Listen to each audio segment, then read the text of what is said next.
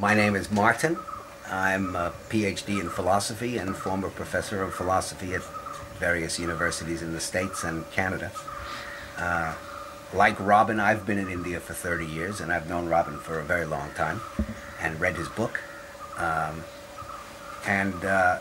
is one of these rare guys who has been so long in India and has absorbed so much of India that it is in him not only intellectually, but also existentially. India is in him. It's changed his physiology. It's changed his way of walking, his whole way of being. And his perspective on India is not only charming to read, but also incredibly insightful in a way that even scholars who've studied India, but who have never lived in India to the extent that Robin has, and never penetrated into so much of the culture as Robin has, just don't really ever get that dimension. And to read his book is to really be introduced to a dimension of India that very few people have ever experienced. Hi, my name is Broderick Elam, and I've known Robin for nearly 25 years. And I have to say that this is one of the original voices of India. This is a man who has absorbed himself, immersed himself in this culture since he first came here as a young boy, which is an important factor, that you come here when you're very young, you have less impressions, and you're fresher. So those people that came, like myself and Robin, 35 years ago, and stayed, and continue to absorb this culture, we, Robin in particular, have a special message for the world, which is unique, which cannot be found in travel books, or in universities, or in any other form of representation, except by experience. And Robin represents the true experience of India. The question as to why someone of my age came to India in the first place goes back to the zeitgeist of the 1960s. It goes back to the spirit of the age. You'd have to take in all the things like the Vietnam War, which is one of the first wars where nobody believed in. You'd have to take in the relative prosperity of the 1960s. You'd even have to take in cheap oil prices in the 1960s. Not that made it any easier to go hitchhiking, but there was a general sort of 25 years after the Second World War, there was a rising consumerism that didn't suit everybody, certainly didn't suit everybody. And there were a lot of young people like myself, an art student of the 1960s, who couldn't see devoting 40 years of your working life, probably with a nagging wife and children and a mortgage, 40 years of your working life to get some piddling pension. For loads of people of all nationalities, to be fair, I'd have to say most of them were middle class. This wasn't something that attracted working class people. Working class people were later on the uptake to accept that working for the gross national product was worth devoting your whole life to. So here about Kathmandu in 1960s, this is a place where some of the greatest minds, I was talking about Pierre Loti and this and that, but some of the greatest minds, some of the great talents of the time all ended up in Kathmandu, of all nationalities, and all interacted. Because this is a very romantic time, a romance that doesn't really exist today. Going back to when I was a child in geography textbooks, you'd see the name Bali, you'd see the name Lombok, the Spice Islands, Calcutta. It's enormously romantic. Many people got as far as India and stayed in India. A certain percentage of travellers in the 1960s and 1970s. Here I'm back to this division of transistor world and TV world. Because in transistor time, things were far away. And one could even say that things that are far away are supposed to be far away for a bloody good reason. God put them far away for a bloody good reason. If you're going to go there, you want to know you've gone somewhere. It's not an 8-hour flight. So many people went, I went to Bali in 1960s, had a wonderful time there, got completely steeped in witchcraft and all the tra-la-la, because quite often the places that look the most liberal are the ones that are most steeped in witchcraft and self-imposed restrictions. Many places in the world, everything is perfect, you pick food off the trees, but there are the places where they've got the most complicated setup with witchcraft and superstition. So the majority of travellers of my generation, their favourite place was India. And the favourite place was India. The favourite place was India, because having toured all the other places, gone to South America, gone to the Far East, gone XYZ, anywhere you could get to, it didn't involve massive amounts of money, meaning most Pacific islands, although people did hitchhike across the Pacific on boats. People would end up back in India for the reason that the people were the most congenial of the whole lot. Because the vast majority of Indians are Hindus, and Hindus are very elastic. The Hindu religion is more than religion, it's a way of life. It's the way they cook their food, the way they talk to each other. It's a country with a very structured caste system where everybody knew their place of this and that. Everybody knew their place, sounds terrible of course, knew what they were supposed to be doing, because most castes are tied to an occupation. Therefore they knew their occupation was a cobbler, or their occupation was a warrior, or it was this, that, and the next thing, whatever it might be. But Indians, of all the people in Asia, are the ones, as I said, the most elastic, the ones with the widest point of view on any topic. Because in India, they know, I'm talking mostly about the majority Hindus here, they know that whatever truth you postulate, the opposite can equally well be true. That the exception often proves the rule, to the extent that the exception is the rule. And so there's a slot for everybody in India. Obviously there was a slot for so-called Western hippies. Anything is possible in India. Anything can be done, as long as it doesn't upset the neighbours too much, they will accept anything.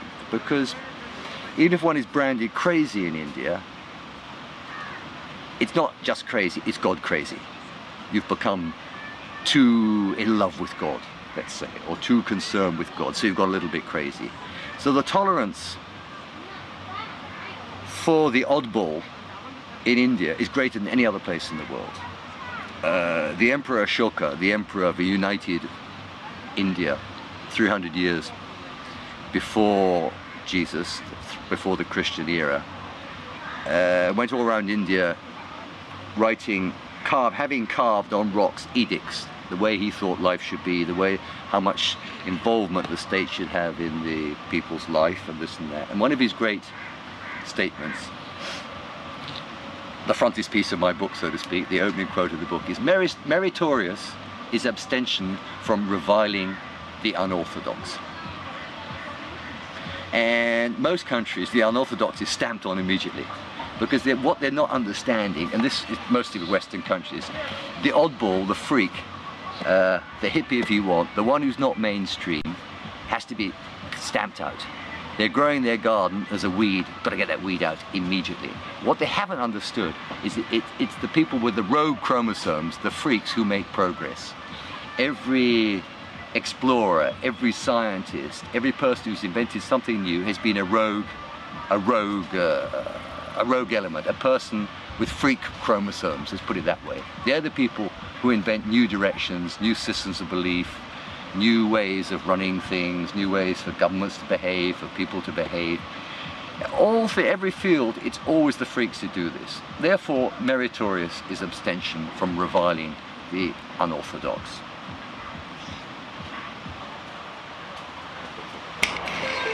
Welcome to Eating Air in India.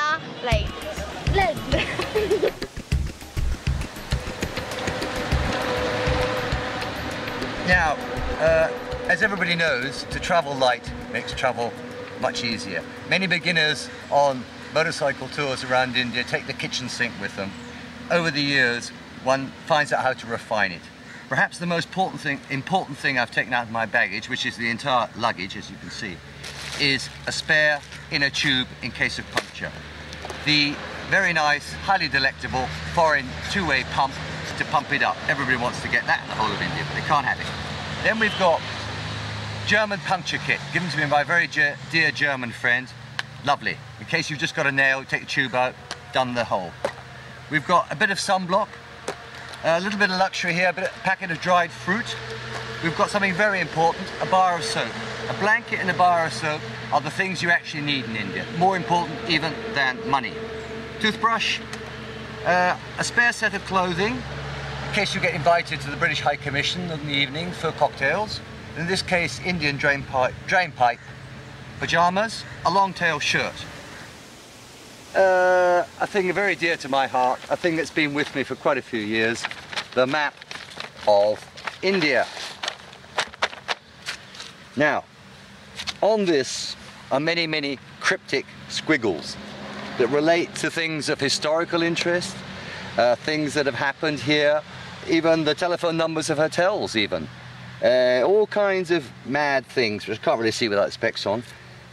So you can see that in the last few years, bike trips have been all up here, they've been all round here, all through the centre of India, they've been all round here. They've even been into Tibet, but they didn't take the motorbike that time. They've been right up here. Here's Delhi, they've been all round here, they've been out here in the Western Indian desert. Bike tours have been up and down here. My personal favourite place is this section from Goa southward, which is all tropical rainforest on the edge of the plateau. On this tour there's no script, there's no plan. We might turn left, we might turn right. We don't know where we're going to end up. We're going to meet all kinds of interesting people, and that's part of the joy of India. This is Goa, probably India's most successful tourist resort. Formerly part of the Portuguese Empire. More tourists come here than go to the Taj Mahal and the Red Fort. Many never get any further into real India. It's Wednesday in Anjuna, the day of the famous flea market, and we're going to go and have a look.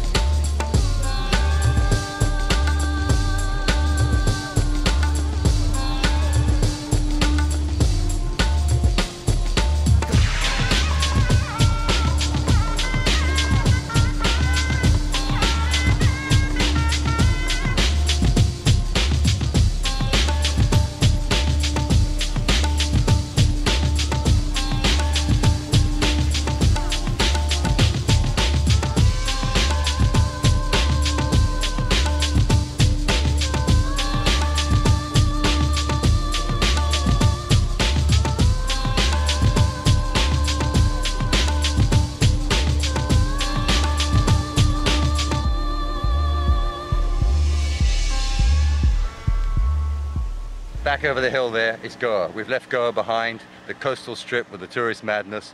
Up the road here is the real India.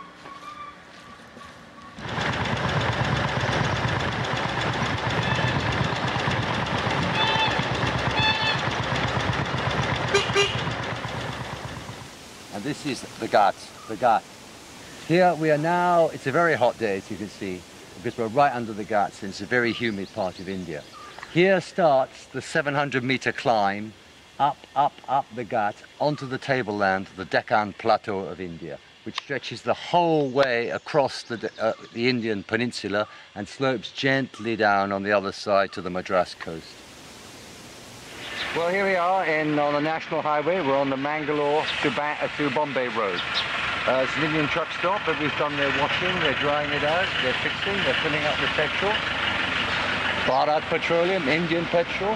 Round the back here, because we're at the fringe of a town, there's a whole recycling depot where you can see everything known to God and man. Even umbrellas are being recycled, pills, pharmaceutical strips are being recycled, lathes, sways, everything known to God and man. Not much goes to waste in this country. Further away, past that shed there, you can see poorer people in camps. They're camped out there, itinerant people. And it's a quick shot of an Indian truck stop.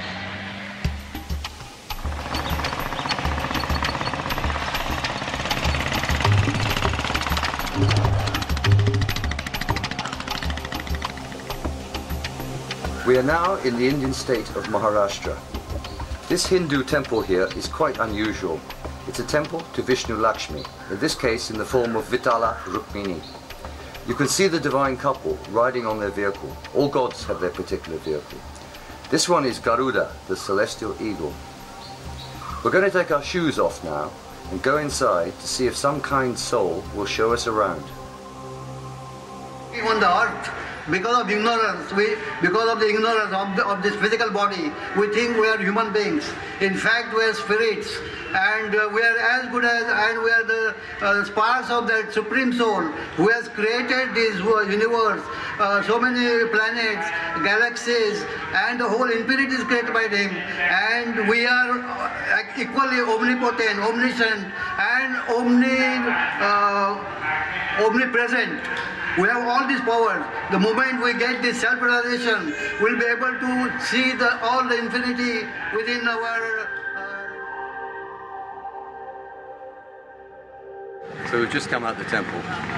I didn't hardly get a chance to get a word in edgeways, but the very kind gentleman from the Theosophical Society that took us round, I couldn't add a word. He was absolutely right about everything, and he explained it all beautifully. And when he said there are 30 crore gods, 330 million gods, this is the number they always quote. God bless him, because he explained it better than I could even explain it.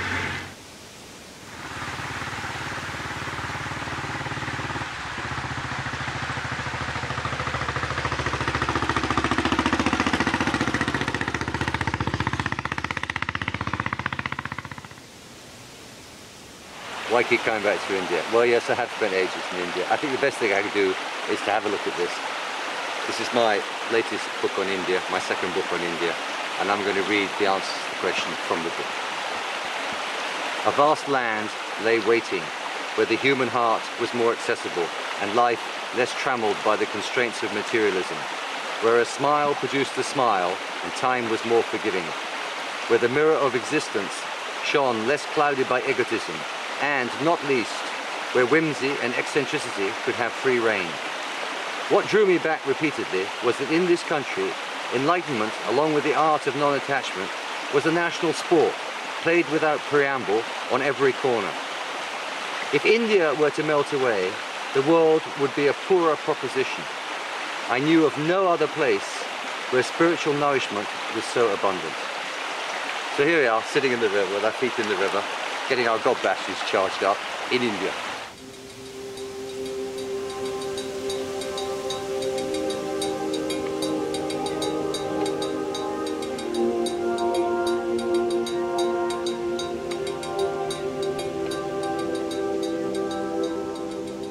As British people, what's going to strike us are the parallels with Britain, their post office, the railway stations, the government buildings.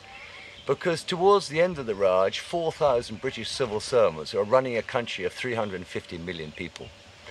So they had to have an infrastructure in place that they could rush troops to travel spots, hence the railways, for trade also, to alleviate famines, which wasn't in anybody's interest.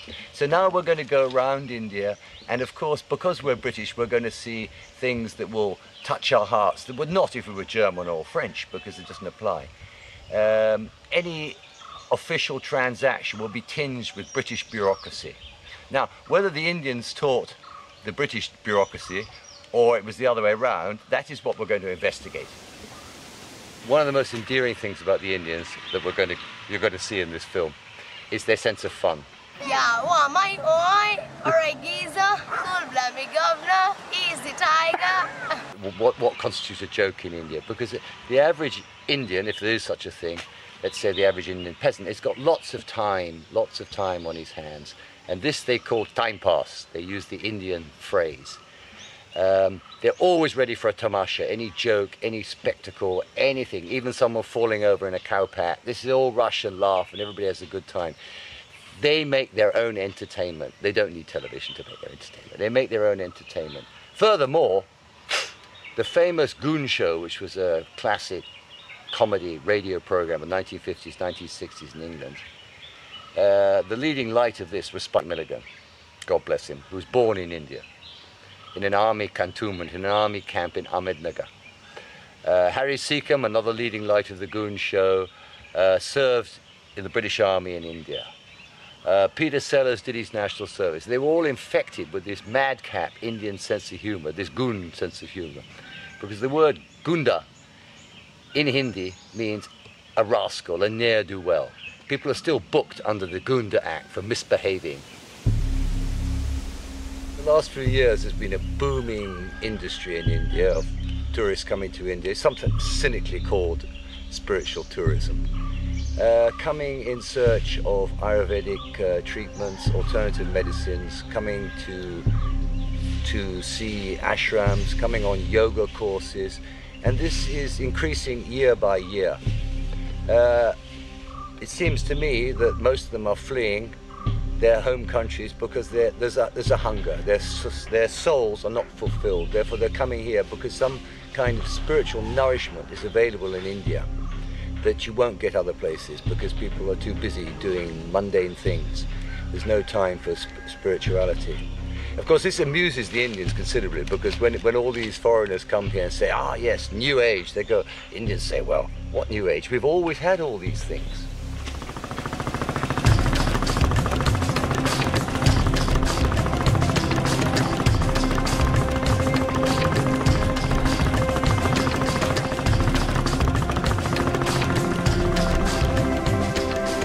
So, well, how old this tree is? Wow, could be hundreds of years old. Again, here are the two trees wedded together, the peepal tree and the banyan tree, the male and the female, the god and the goddess. It might look like they're strangling each other. It might be that kind of marital thing. But some of these trees, they go on sending out roots until they're covering acres. The acres of shadow. There's one in Andhra Pradesh that's over 5 acres. Because it keeps sending out roots, it keeps marching on, so to speak, over decades, keeps getting bigger and bigger and bigger. In Hindi, the word for tomorrow is kal. The word for yesterday is kal also. The word for the day after tomorrow is parson. The word for the day before yesterday is parson too, which gives you some idea of the elasticity of time in India. In so much that the idea is really to be in the here and now, that the future, the past and the present are somehow all the same thing.